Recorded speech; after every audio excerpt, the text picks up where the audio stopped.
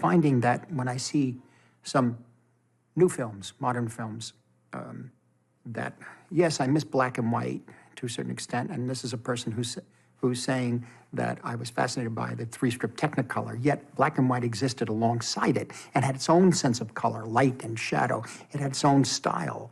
It had its own meaning, in a way. But I found that just transliterating, in a sense, reality that in front of you with some light illuminating it and transliterating it to celluloid and that time isn't very creative, you see. I just didn't think it was.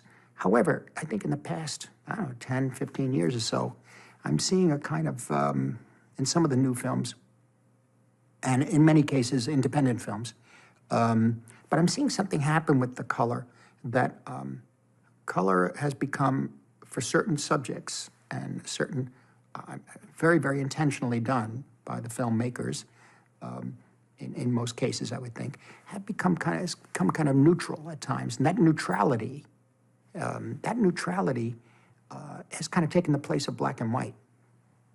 It's in color, but it's not making a statement. The statement that you don't notice it's in color is the statement. And it doesn't have the complexity and design and style and meaning of black and white, but that's gone. That's gone. That's of another time and place. There are some films made in black and white today. I find that they're digital, though. And there's a difference between digital black and white and actually shooting on celluloid black and white. So this is something that it's to be encouraged, there's no doubt. But some films that are in black and white are, in a way, not all, but some are self-consciously in black and white. It's kind of on a spectrum of positive to negative. And negative, it's more pretentious, and positive, it feels right, you know.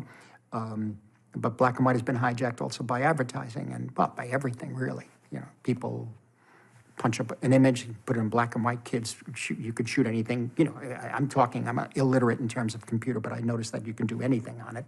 You have every possible trick and every possible color and color combination and every possible special effect that you could do immediately without working through the special effect. So in a funny way, at first I was concerned about that sort of thing for young people. And then I realized, let them get it out of their system. Let them realize it doesn't mean anything. Because again, it has to go back to the core of who you are and what you're trying to say.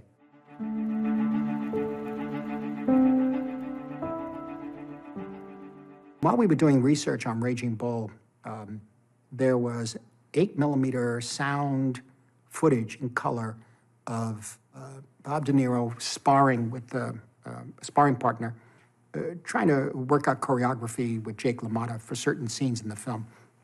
I remember projecting them in my apartment, in New York, projecting them on a white wall. And I forget who was with me. I think Jay Cox, well, Michael Powell. And the gloves were modern gloves. Now, mind you, I just really began to realize the extent to which so much of this was being lost in cinema history. So many films that we take a look at for the second or third time, you can get a print, was completely faded and gone. And so I was very, very,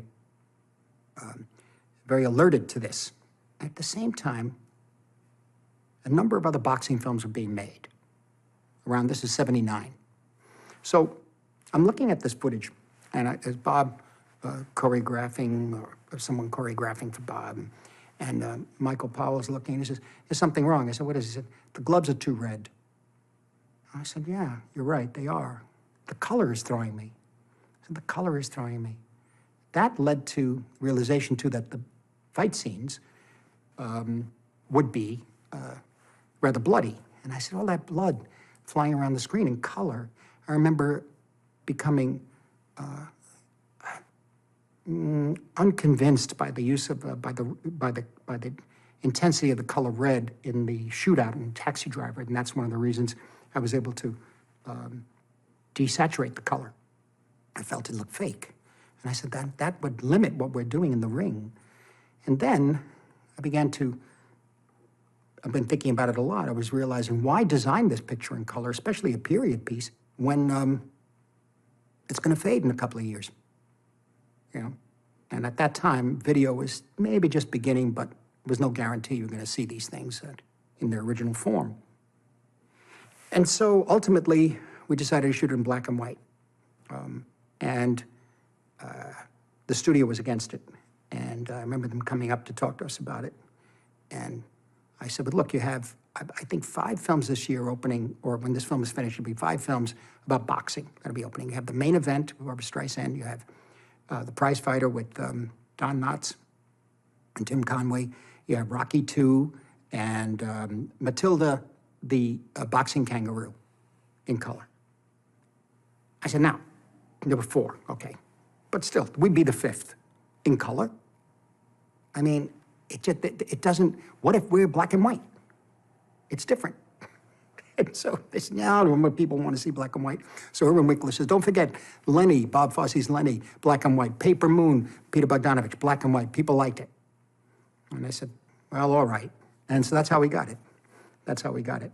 We did put a color sequence into the home movies, which when Thelma went to check out the projection on Broadway, and the film was being screened in Broadway, I used to say very often the last auteur of a film is the projectionist, because he figures out, you know, how much headroom you're going to have, the aspect ratio, whatever.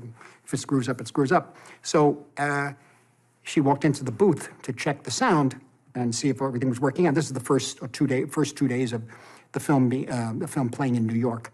And he said, oh, I'm glad you're here. You're the editor of this. He said, I'm glad you're here. He said, because it was a real problem. There's a whole color sequence in the film. We had to cut it out. So, see, it never ends.